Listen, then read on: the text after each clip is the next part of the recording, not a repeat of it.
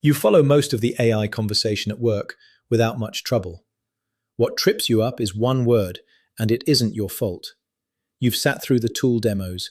You've asked the sharp questions about cost and security and rollout risk. You've got 2.5 decades of judgment about vendors who oversell, and it usually serves you well.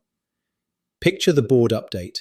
Someone leans forward and says, AGI's basically here now, quoting a line from some tech CEO that's been doing the rounds in the AFR.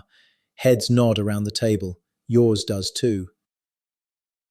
Nobody fills the silence that follows, including you, because you don't actually know if that sentence is true, half true, or a sales line dressed up as a headline. And you're not about to ask what AGI even means out loud. In that room, asking looks like admitting you're behind everyone else. That's not a knowledge gap. That's a social cost. So, say you went looking for the real answer afterwards, the one that would have let you nod with confidence or push back with reason. Here's what you'd find. Artificial general intelligence. Roughly, a machine that can do broadly what a capable person can, which is exactly where the argument starts.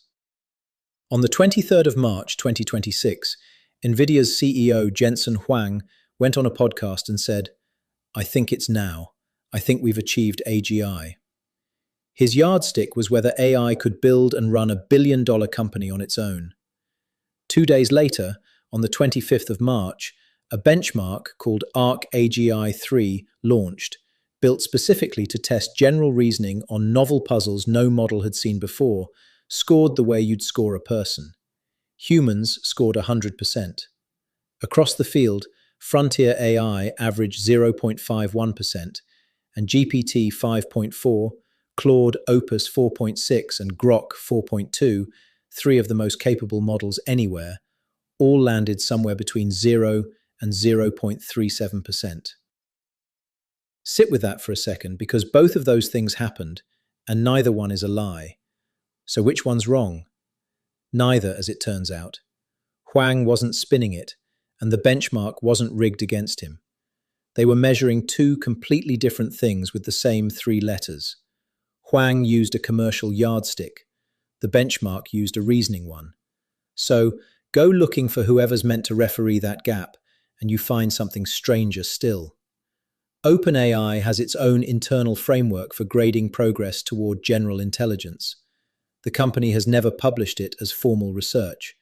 A spokesperson has described it at best as an early internal classification effort. Google DeepMind went the other way. Back in November 2023, it published a formal paper with 6 named tiers, running from no AI up to superhuman.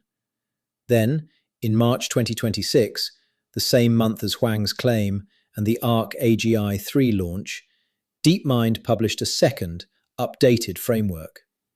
So both labs are measuring, they're just not measuring the same way. 2 of the most influential labs on the planet, chasing the same word, and they don't even share a ruler. That's the whole mental model right there. AGI has no agreed definition, so have we reached it was never a fact you could look up. It's a definition someone is choosing, and definitions tend to serve whoever's doing the choosing. There was nothing for you to know in that boardroom. Not because you weren't paying attention, but because the answer hadn't been settled by anyone, anywhere, including the people building the thing. And you weren't the only one in that fog. Only 28% of Australian business leaders say their organization's leadership is clearly aligned on AI strategy. A simpler way to hold on to that. Ask yourself exactly when a puppy becomes a dog. Everyone agrees a young pup and a grown dog are different animals. Nobody can point to the specific day it happened. And if someone insists they can name that exact day, the interesting question isn't the date they give you, it's why they need one so badly. That question travels. Picture yourself a few months from now, back in your own boardroom at a mid-market firm in Melbourne, 2 slides into a vendor's pitch to upgrade your license. One line on the slide reads, AGI is here, offered as the justification. You don't argue with it, and you don't nod along either. You just ask one thing. Which definition of AGI are you using, and who agreed on it. Watch what happens. Most rooms go quiet because most rooms haven't got that answer ready. That silence isn't a win you're scoring. It's information. It tells you whether you're being sold a capability or being sold a mood.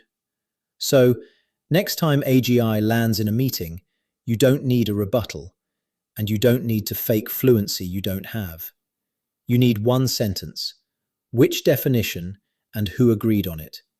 It costs nothing, it isn't hostile, and it works on almost any confident claim built on a fuzzy word. You weren't behind in that meeting. The word was. If unpacking the jargon like this is useful, there's a new one most weeks, so it's worth following along for. And if someone else at your work is nodding through the same word right now, a like helps this find them before their next meeting does.